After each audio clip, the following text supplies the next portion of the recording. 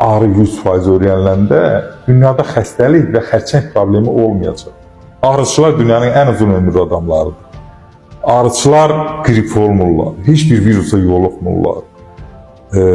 Dünyanın uzun ömürlü adamları olduğu kimi xəstəliklərə də yoluxmurlar və ən xoşbəxt adamlarıdır, ağrıya xidmət edirlər. Hansı ki adı Quranda gedir, orada ayrıca bir ayə vardır. Təsəvvür edin, ağrının hər şeyi dərman, hər şey. Ölüsü də dərman. İmmuniteti qaldırır. Oyuna xəstəliyindən istifadə edirsən. Hətta içərisinə qurt düşür. Dünyadan pişikdir, almanı yemirsən ki, qurtlu alma. Səhv edirsən, yəni tərbiyə almadı. Qurdu varsa onu yiyir. Ancaq içinin qurdunu yemirsən ən azı. Burada ağrı yeşinə qurt düşübsə, o qurdun yaratdığı o şərait, o da bir məlhəm.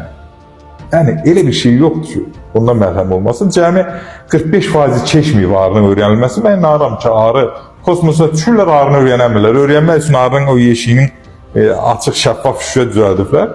Ağrının sırrını öyrənsinlər. Ağrı onu o propolisindən, vərəmmundan, rəhliyib qutarana qədər heç bir hərəkətini göstərmiş insanlar görər. Nətər Cənubi Amerikada bir Hindu qəbiləsi görürlər ki, öləndə ölən adamın başını kəsirlər, bir mayenin içine salırlar.